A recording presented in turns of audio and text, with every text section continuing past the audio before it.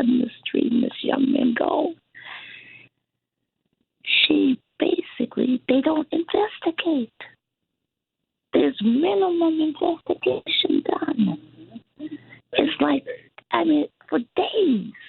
And all this time, every single day, Marcus, Gary, William are in front of Jackie Johnson's office asking what's going on. And she's saying, oh, don't worry, I'm taking care of it. We're doing everything we can, knowing. But that's not true.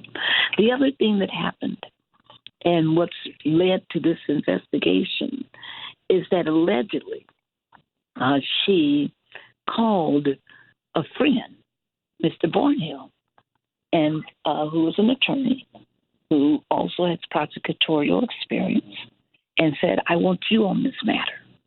I want you to be our private investigator, and I want you to do everything you can, whatever, regarding the case.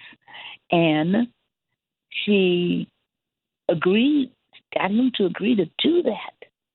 Then she calls the AG's office and acts innocent and says, oh, I think we ought to get an independent investigator. And, there's a lot of good people out there, and I think Barnhill would be a good person. Not telling them that she had already discussed the case and secured his agreement, not disclosing it. It's that failure to disclose, that misleading of the entire AG's office that's gotten her in trouble. And the AG's office, of course, are going to go for that. And when they saw that video and the whole, by the way, I should, one other thing, Daryl, people should understand that Barnhill does get hired to be this independent investigator. He actually issues a, quote, report within a week. Remember, there's no investigation. Within a week, he issues a report saying there should be no charges brought against the McMichaels or Bronny because this was a citizen's arrest. So it was all done to preclude justice going forward. It was all done. But when that video came out, it changed everything. Because then the AG's office started going deep, and people started confessing and telling what was really going on within the prosecution, or the law enforcement community, and the officers are talking about what happened, how they weren't allowed to investigate. Everything came out, folks, because everybody around the country was saying, how did this happen? Right. How these people aren't being charged? How they've not been arrested? And that's when it all comes out. Back to you, Daryl. Mm-hmm. You're absolutely right, Barbara, because, one of the things that we've continued to hear from some of the potential jurors as they're being questioned by the Assistant Attorney General as well as the criminal defense attorneys in this case is that they're saying that, when they look at Jackie Johnson, they have this belief that she is part of the good old boy network, that this was a system that was designed to be weighed against people like Ahmaud Arbery and people that look like Ahmaud Arbery, that the scales had been weighted against them. And it's consistent, Barbara, because as you were laying out, George Barnhill, who was an assistant state's attorney or assistant district attorney under Jackie Johnson, becomes one of the district attorneys, right, a similar position, an elected position to Jackie Johnson's in a neighboring county.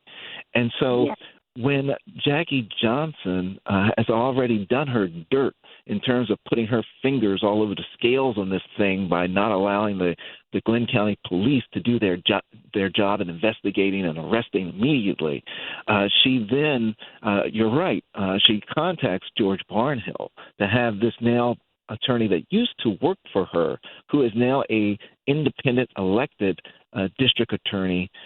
She fills him with the information. He does a preliminary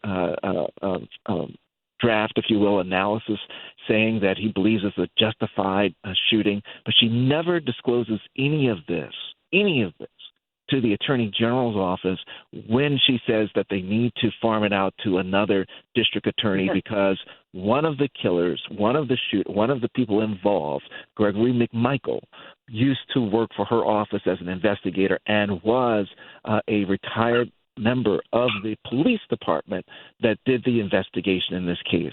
It's those failures to act and those really corrupt actions that Jackie Johnson did that has her on trial today.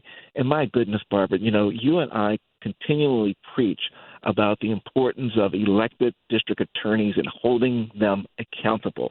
This is, the epitome of what it is that we talk about and why we encourage people to vote down ballot and to know who your prosecutors are and to vote them out if they're not doing the job that you believe they should be doing. Am I wrong on this, Barbara?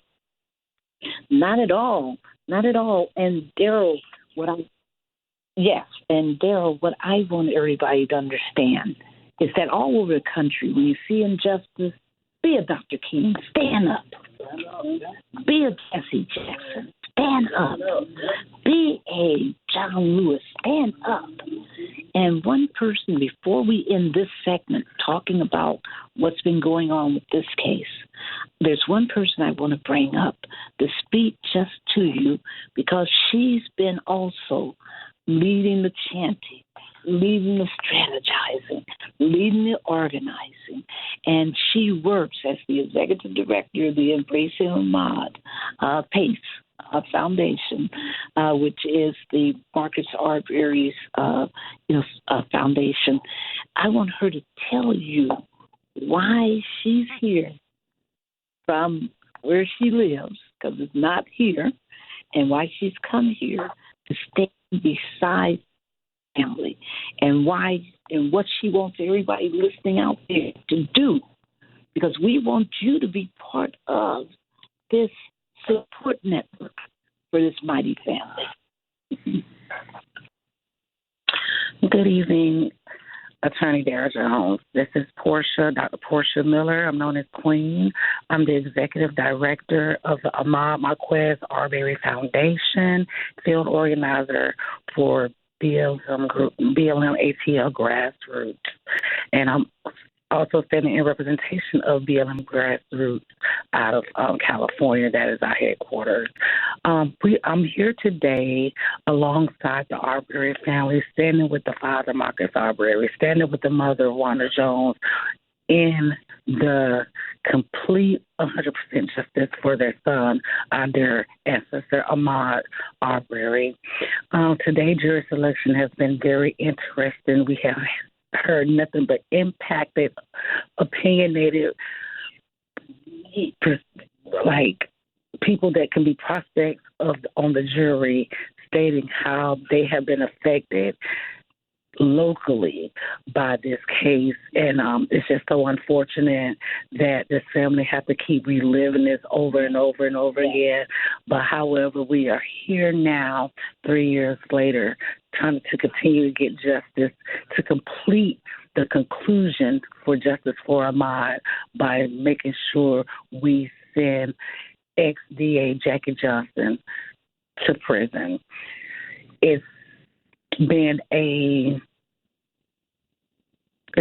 emotional fight since I've encountered this family. Yes, I've been here since day one. I started out as just a regular protester out in Atlanta and came and spent the whole 10 weeks with the family as they was on trial for the 3 white racist vigilantes that murdered their son. So we're looking for everyone to come out and support the family of Ahmaud Arbery during the trial. We do have jury selection on Thursday and Friday. So if you can, please come out and support. Thank you so much. Thank you, Portia. And Daryl, I know that there are still witnesses being heard, and I know the family wants to go back and be part of that. And we also want to talk about that thing that happened down in D.C. yesterday. that coronation that happened yesterday. We're going to talk about all that. But before everyone leaves, I want everyone in the nation, first of all, pray for this family. Second of all, follow us at tjcoalition.org, because that's where we're going to be posting updates on this hearing and this trial and everything. We think that they might get a jury sometime next week. We'll see. It won't be, it looks like this week. It looks like it's, as Daryl said, sometime next week. But we want you to follow this. tjcoalition.org. You should sign up for our newsletter so that you can follow what's happening. So everyone, thank you so much, Marcus Arbery. Thank you so much, Kennelie Cummings. Thank you so much, Portia Queen Mitchell.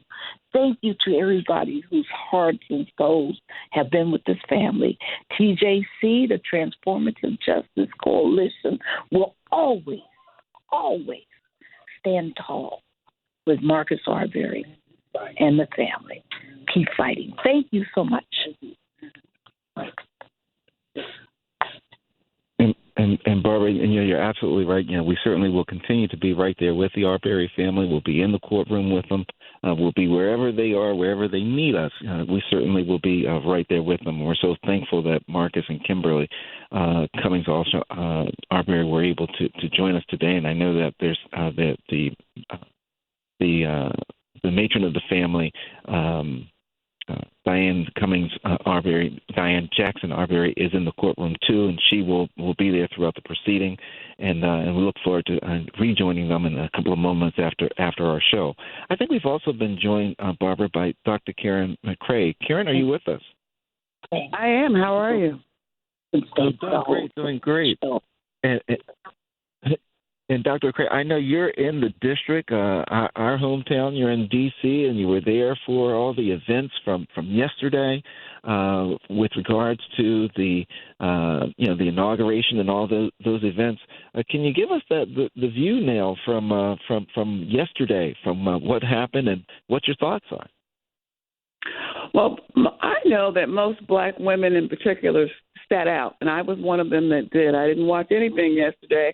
I got news reports today, so I can tell you what happened. But the main thing is he was coronated, and it was a spectacular fashion. They moved everything indoors because he couldn't withstand the frigid weather. And then he had these 1,500 pardons that he bestowed on those folks who rioted on the Capitol and injured 140 police officers, the party of law and order. And it's ironic, I think, when we're talking about the Arbery family and the J6 rioters as an example.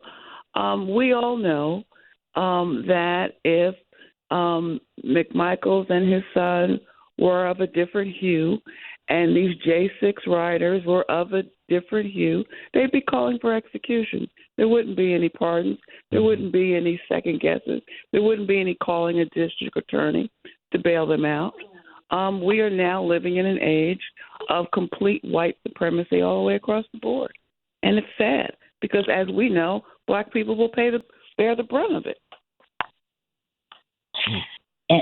And Daryl, I think it's so important that Karen just said what she said, because everybody has seen that picture of the guy carrying the Confederate flag in the Capitol during that January 6th riot. And I want to say that as disappointed as I am that President Biden did not issue pardons for Jesse Jackson and Kareem